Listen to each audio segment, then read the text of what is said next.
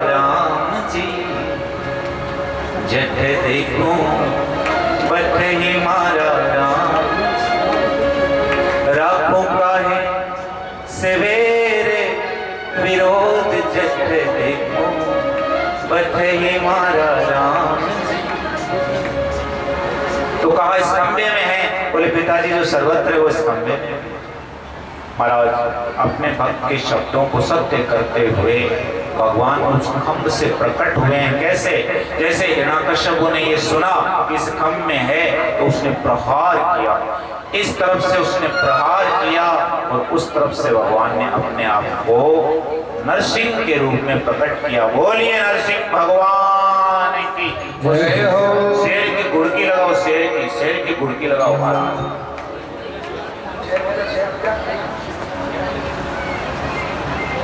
पब्बर शेर की गुड़की महाराज, ऐसे भगवान गुर्राते हुए महाराज।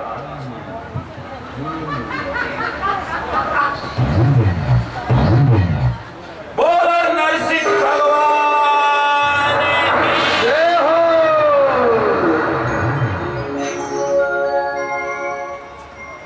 कया को दो महाराज स्नान पाचो शुरू हो गयो महाराज सोचता है। बोलिए भगत वत्सल भगवान की जय हो। तो आगे कथा आती है महाराज कि हिरण्यकश्यप ने जब देखा कि ये कौन, ना तो ये मनुष्य है न जानवर, कौन ये कौन है, ये कौन है, ये कौन है, ये प्रश्न चलते चलते ख्याल आया कि ये छलिया विष्णु है। जैसे ही विष्णु का ख्याल आया भगवान का झपट पड़ा, दोनों के बीच युद्ध प्रारंभ हो गया। देवता बादलों से चुपकर देखे, ब्रह्मा आदि कह रहे हैं प्रभु इस देवते को ज्यादा खिलाइए मत, इसका तुरंत उद्धार कर दीजिए क्योंकि संध्या की बेला आने ही वाली है और संध्या की बेला में इनका इन राक्षस आदि आसुरी शक्तियों का वध कर जाएगा। भगवान ब्रह्मा जी की बुद्धि पर हंस रहे हैं। क्यों? कि प्रभु को कौन हरा सकता है, कौन मार सकता है, कौन परास्त कर सकता है।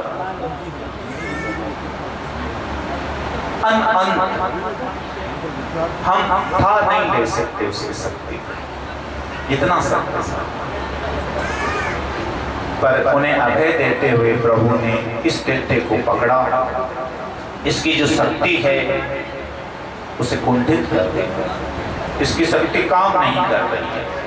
भगवान इसे लेकर गए और महल की जो चौखट है, दहलीज है, बीच का भाग है, वहां पर बैठे हैं। इसे सारे वरदान हैं वो याद दिलाए हैं महाराज। सारे वरदान याद दिलाने के बाद नखों से इसकी छाती को अनायास ऐसे फाड़ डाला जैसे चटाई बनाने वाला सीख को चीरता है। बोलिए भगत वत्सल भगवान की जय हो। जिसकी चमड़ी में, त्वचा में बड़े बड़े अस्त्र शस्त्र निशान नहीं लगा पा रहे थे, उस हिरण्यकश्यप की चमड़ी को भगवान नखों से फाड़ डाला।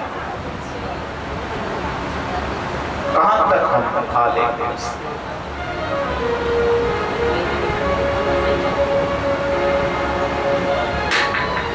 बोलिए अनंत शक्तिशाली भगवान जय हो। अनंत प्रभु जय हो।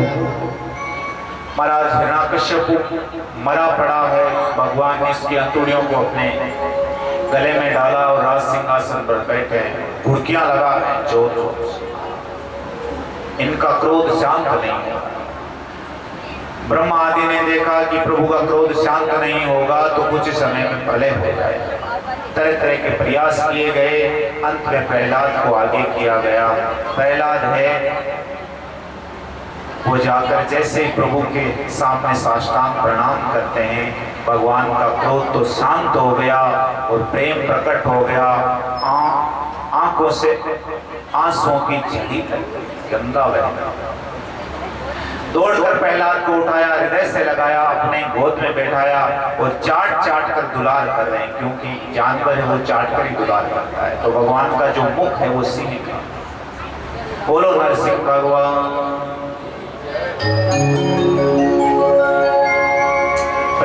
तारों के मंडल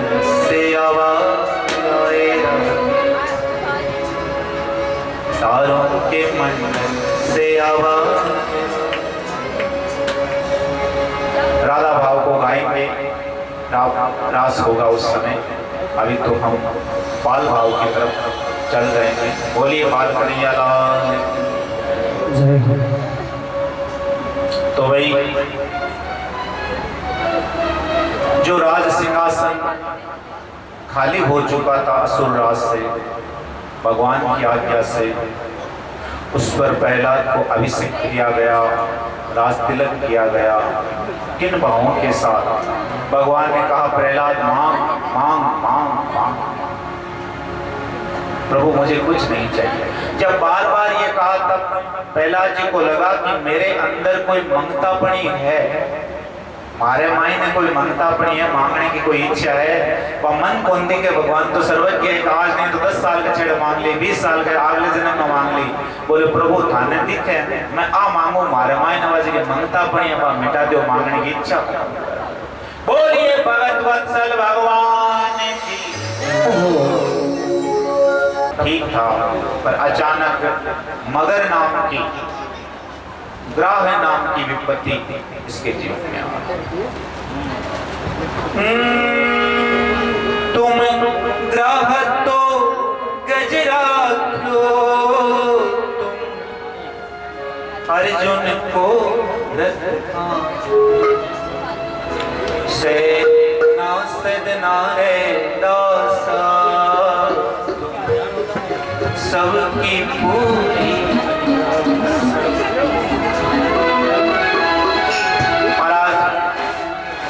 शक्तिशाली, इसके बराबर की शक्ति रखने वाला जो ग्रह है जल के अंदर, इसका पैर पकड़ा। इसने अपनी शक्ति से, साथ वाले हाथियों की शक्ति से, हथनियों की शक्ति से पूरी शक्ति लगाकर प्रयास किया, फिर भी उस विपत्ति से ये छूट नहीं पाया, बचा। तब इसने जाना कि ये विधाता की कोई फांसी है जो मेरे प्राण ही लेकर गए। फिर किसको याद किया? मनुष्य के जीवन में भी, व्यक्ति के जीवन में भी ऐसा होता है कि पहले पहले वो प्रयास करता है, फिर जब कुछ नहीं दिखाई देता तो ईश्वर को याद करता है, चाहे रोकर। तेरे बिना श्याम हमारा नहीं कोई रे, तेरे बिना श्याम हमारा नहीं कोई रे, हमारा नहीं कोई रे, सहारा नहीं कोई रे, हमारा नहीं कोई रे, सहारा नहीं कोई रे, तेरे बिना श्याम हमारा नहीं कोई रे, तेरे बिना श्याम हमारा नहीं कोई रे, तेरे बिना श्याम हमारा नहीं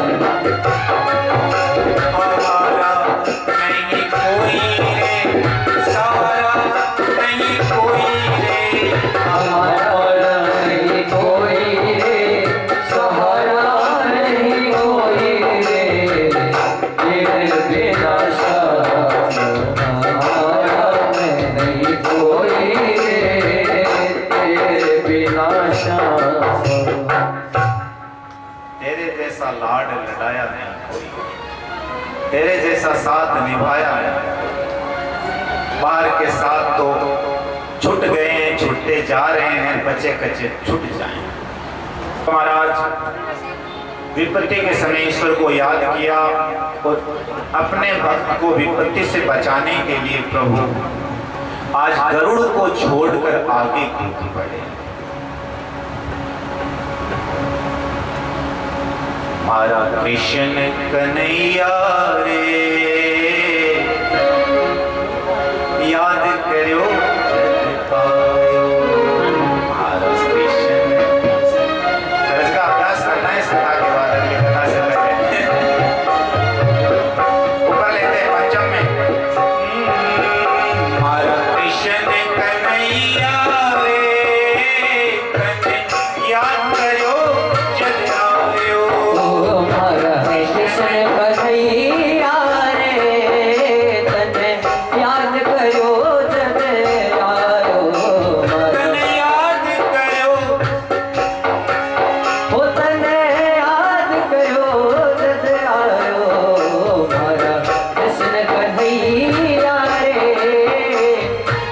याद करो जब जब प्रभु को भक्तों ने याद किया है वह आया है, आया ही नहीं उसने विपत्ति से उसको बचाया।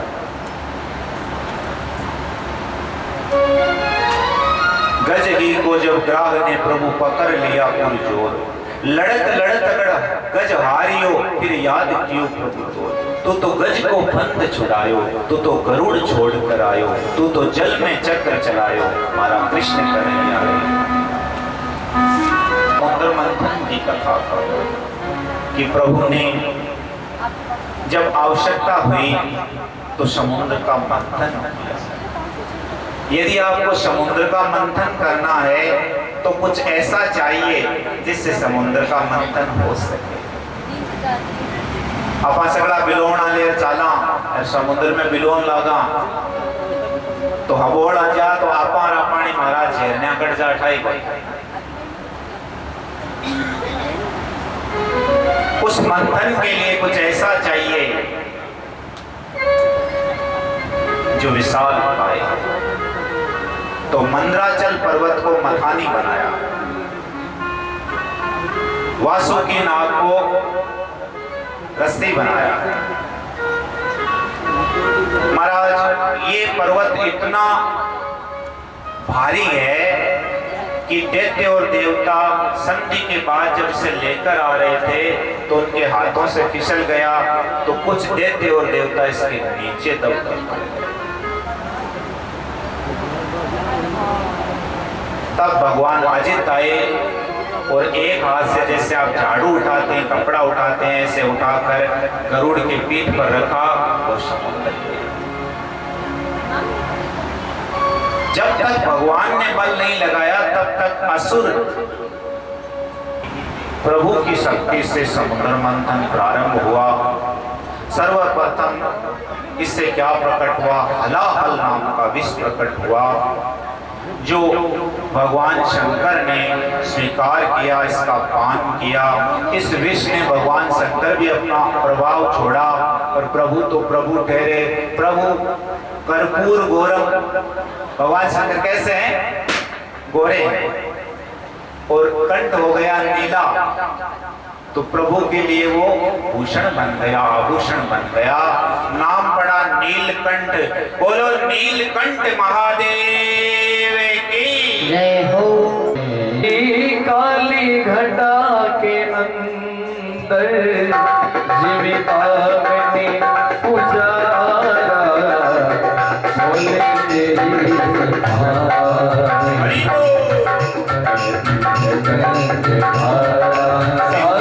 समुद्र मंथन से जो विष निकला उसको भगवान शंकर ने अपने कंठ में धारण किया। इसके बाद कामधेनु गैया जो ऋषियों ने कल्प वृक्ष जो स्वर्ग में चला गया अप्सराओं सहित। महाराज कौस्तुभ नाम की मणि जो इंद्र ये अजित भगवान ने अपने वक्ष स्थल पर धारण की। इसके साथ महाराज ऐरावत नाम का हाथी जो इंद्र ने स्वीकार किया, उच्च श्रवा नाम का घोड़ा जो राजा बलि ने लिया। इस प्रकार से जो जो वस्तुएं प्राप्त हुई इनको इनके अधिकारियों ने स्वीकार किया। उस समुद्र मंथन का जो कार्य है वो आगे बढ़ा। जिस उद्देश्य से मंथन कर रहे हैं वह उद्देश्य अभी प्रकट नहीं हुआ, इससे पहले लक्ष्मी जी प्रकट हुए। बोलिए लक्ष्मी मैया जय हो। लक्ष्मी को सब लेना चाहते हैं पर लक्ष्मी सबको प्राप्त होती। लक्ष्मी के दो रूप हैं, एक धन रूप में और एक तन रूप में। धन रूप में तो पापी को भी मिल सकती है। क्या गाते हो? आकाश से सुत धारा और लक्ष्मी तो पापी के भी होए। तो धन रूपी लक्ष्मी तो पापी को मिल सकती है, पर तन रूपी लक्ष्मी है वो विष्णु को ही मिलती है, नारायण को ही मिलती है। तन है मैं लक्ष्मी जी है, मैं नारायण ने स्वीकार कर लिया, क्या हाथ से छीन। महाराज देखते जब इस प्रकार से कलश को छीन लेते हैं तो देवताओं को बड़ी निराशा होती, बड़ा दुख होता है। पर मैं आपसे कहूँ कि जो भगवान का आश्रय लेता है उसका दुख बहुत जल्दी दूर होता है। मेरी माताओं, बहनों, बेटियों, भाई बंधुओं, भगवत कृपा से इनका भी दुख दूर हुआ और जो अमृत का कलश इन लोगों ने धन्वंतरी के हाथ से छीन लिया था, उस अमृत कलश का अमृत भगवान ने मोहिनी रूप धारण करके दैत्यों को मोहित करते हुए देवताओं को पिला दिया। महाराज राहु नाम का दैत्य रूप बदलकर इस कार्य में भगवान को बाधा पहुंचाता है, तो उसको दंड ये मिलता है सुदर्शन चक्र के निमित्त से कि उसके 2 टुकड़े हो जाते हैं। अमृत का स्पर्श होने से ये जो है ये अमर हो गया। ब्रह्मा जी के 7 ग्रह पहले थे, 2 की गिनती करके 9 ग्रह पूरे हो गए। बोलो श्रीमन नारायण नारायण नारायण, श्रीमन नारायण नारायण नारायण, बोलो नारायण नारायण नारायण, श्रीमन नारायण नारायण नारायण, ओ श्रीमन नारायण नारायण नारायण, श्रीमन नारायण नारायण नारायण, नारायण नारायण नारायण, नारायण नारायण नारायण, श्रीमन नारायण बोलो नारायण नारायण नारायण, श्रीमन नारायण नारायण नारायण, नारायण नारायण, हे गौ नारायण नारायण नारायण, श्रीमन नारायण नारायण नारायण, नारायण नारायण नारायण, नारायण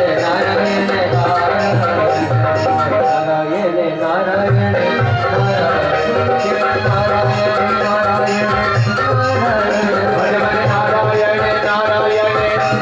नारायण, श्रीमन नारायण नारायण नारायण। सूर्य वंश है, ये विस्तार को प्राप्त होता है और चलते चलते दशरथ के 4 पुत्र जो भगवान ही पुत्र के रूप में प्रकट होते हैं, ऐसा वंश है। एक भगवान अपने अंशा अंश से राम, लक्ष्मण, भरत और शत्रुघ्न 4 रूपों के अंदर प्रकट होते हैं, यहाँ तक पहुंच जाता है। बोले सियावर रामचंद्र भगवान जय हो, जय हो, और मुकुट वंशी वाले जय हो।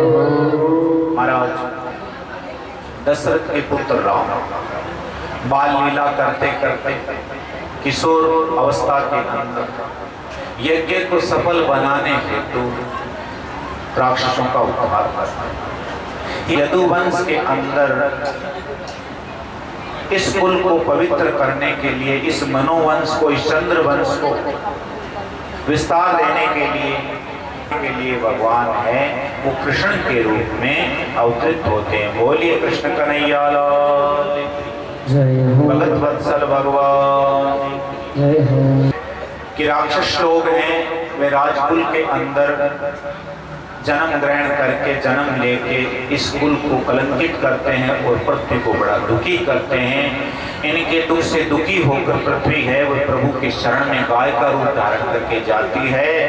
भगवान महाराज ब्रह्मा आदि को निमित्त बनाकर ये बात कहते हैं कि मुझे तुम्हारे दुख का पहले से ही पता है, मैं तुम्हारा दुख दूर करने के लिए बहुत जल्द अवतार ग्रहण करूंगा।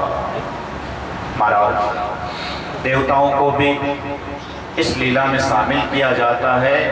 इधर महाराज जहाँ प्रभु प्रकट होंगे उस चरित्र का हम श्रवण करते हैं कि राजा आहू की जिसके 2 पुत्र हैं, कंस और देवक, राधे, उग्रसेन और देवक। महाराज राजा उग्रसेन का पुत्र है कंस और देवक की जो पुत्रियां हैं वो देवकियां। तो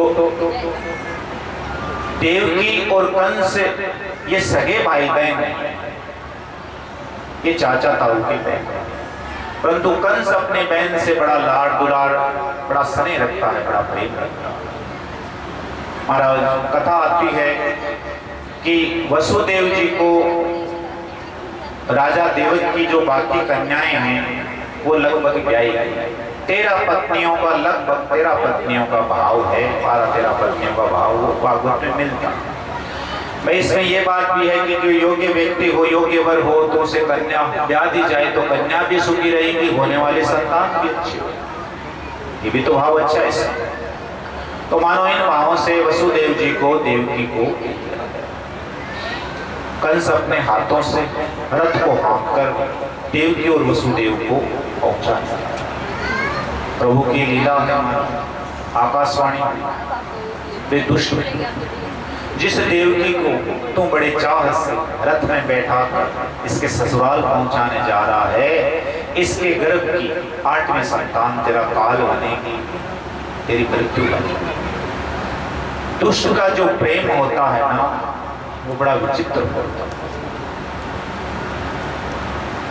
इसलिए दुष्ट व्यक्ति से दूर रहना चाहिए। इसका प्रेम इतना ही है, इसने जैसे ही सुना तलवार लेकर देवकी को मारने के लिए खड़ा। महाराज कथा आती है कि जैसे ही वसुदेव जी ने देखा कि कंस है ये देवकी को मार डालेगा, तब उसने साम दाम दंड भेद आदि की जो नीति है उसे अपनाते हुए समझाया कि हे राजा, एक तो ये आपकी बहन है, दूसरी स्त्री है, तीसरी अभी अभी इसकी शादी न हो जाता, इसे मारोगे तो आपकी कीर्ति तुरंत कलंकित हो जाएगी, आपका तेज घट जाएगा। आकाशवाणी ने इसके गर्भ की संतान से आपको खतरा बताया है, उसको काल बताया है।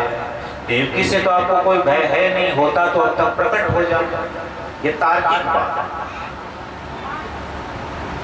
और मैं आपको वचन देता हूं कि देवकी की जितने भी संतानें होगी मैं आपको लाकर सुपुत्र कर देता हूं। देखो, जो व्यक्ति सच बोलता है उसका विश्वास किया जाता है। वसुदेव जी हैं वो वचन के पक्के। रदेव जी ने जब ये बात कही तो कंस को भरोसा हो गया और दोनों को मुक्त कर दिया। महाराज आगे चलकर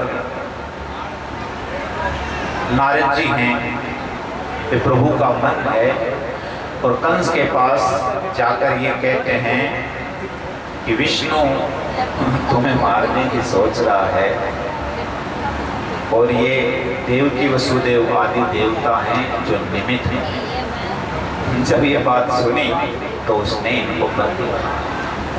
संतानें होती गई और ये मारता चला गया। सप्तम गर्भ के रूप में शेष भगवान आए, बोलो शेष भगवान, जो पहले गए देवकी के उदर में और फिर गए रोहिणी के उदर में। वसुदेव जी की पत्नियां और भी हैं। तो महाराज आगे कथा आवे कि अष्टम गर्भ से पहले जो 7वां गर्भ है, वह गर्भ जब प्रकट हुआ तब भगवान ने अपनी योग माया को बुलाया और कहा कि हे योग माए, तुम इस देवकी के सप्तम गर्भ को रोहिणी के गर्भ में स्थापित कर दो और तुम भी वहां जाकर जन्म ग्रहण कर लो। प्रभु की ये शक्तियां हैं महाराज। भगवान की आज्ञा पाकर भगवान की शक्ति ने ऐसा ही किया कि देवकी के इस गर्भ को ले जाकर रोहिणी के गर्भ में स्थापित कर दिया और स्वयं भी वहां जन्म लेने को तैयार हो गए। बोलिए भगवत्वत्सल भगवान की जय हो। दीन बंधु दीनानाथ स्वागतम कृष्ण सुस्वागतम कृष्ण, हरि बोल। स्वागतम कृष्ण सुस्वागतम कृष्ण, स्वागतम कृष्ण सुस्वागतम कृष्ण, ओ स्वागतम सुस्वागतम शरणागतम कृष्ण।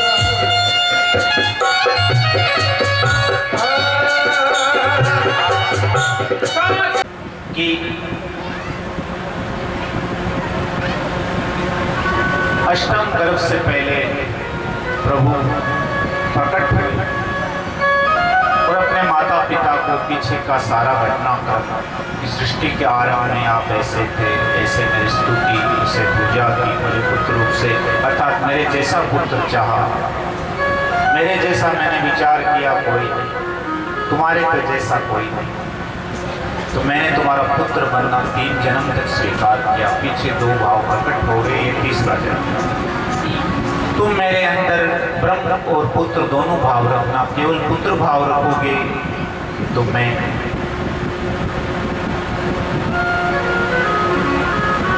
केवल पुत्र भाव रखोगे तो मैं आपका केवल पुत्र बनकर रह जाऊंगा और आप मुझ में मोहित होकर रह जाओगे।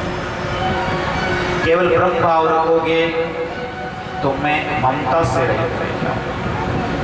तो ये दोनों भाव रहें तो इससे आपका कल्याण भी होगा और मुझे भी मातृत्व आपसे मिल जाएगा। महाराज प्रभु की स्तुति हुई, आदि आदि भाव प्रकट होते हैं। आगे चलकर प्रभु ने अपने आप को बाल रूप में गर्भगृह के अंदर प्रकट किया। भगवान जब जन्म ग्रहण करते हैं तो ये रेयर केस में ही होता है कि वे गर्भ में प्रवेश करते हैं, लगभग प्रवेश नहीं करते। हमारा कंस भी देवकी को देखकर ऐसा मानने लगा है कि अब की बार इसके तेज को देखकर ऐसा लगता है कि इसके गर्भ में विष्णु आया। महाराज इन संक्षेप और विस्तार आदि के अनेक भावों से, उद्गारों से ये कथा अपने गंतव्य की ओर पहुंच रही है। और आगे कथा ये आती है कि भगवान बाल रूप में गर्भगृह के अंदर प्रकट हुए। बोलिए बाल कन्हैया लाल। हमारी हुक्म चले बरसाने वाली का, ओ वृंदावन में हुक्म चले बरसाने वाली का। ओ कान्हा भी दीवाना है उसे राधा रानी का।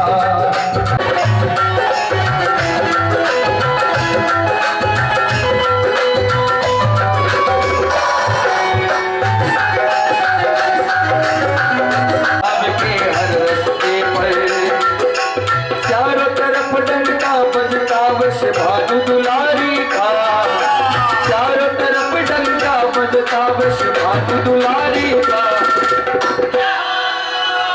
अरे काना काना भी दीवाना है उसे राधा रानी का। काना भी दीवाना है उसे राधा रानी का। ओ वृंदावन में हुक्म चले बरसाने वाली का। चले बरसाने वाली का। कन्हैया लाल की, कृष्णचंद्र भगवान की जय हो।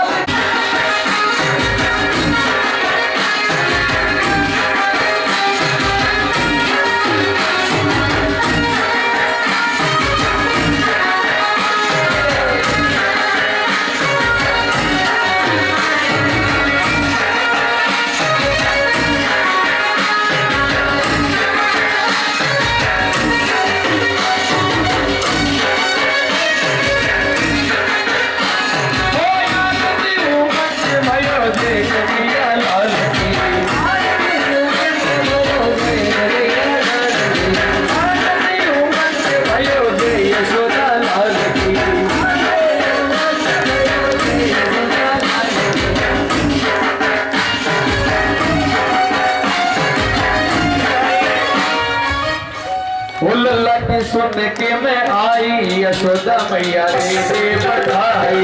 लाला की सुन के मैं आई यशोदा मैया दे बधाई। मैया दे बधाई, दे बधाई मैया बधाई। लाला की सुन के मैं आई यशोदा मैया दे बधाई।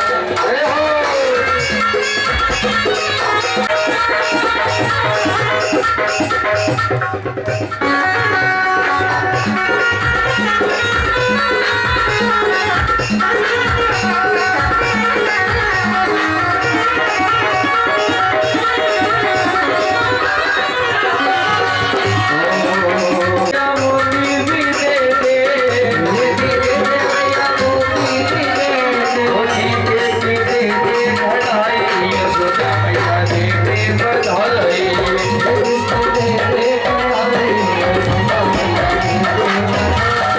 युग युग जीवे तेरो बाटे बिहारी युग युग जीवे तेरो बाटे बिहारी युग युग जीवे तेरो बाटे बिहारी युग युग जीवे तेरो बाटे बिहारी भगतों की होवे मन जाई भगतों की होवे मन जाई यशोदा भैया दे दे बधाई बधाई मैया दे दे बधाई मैया दे दे बधाई मैया दे दे बधाई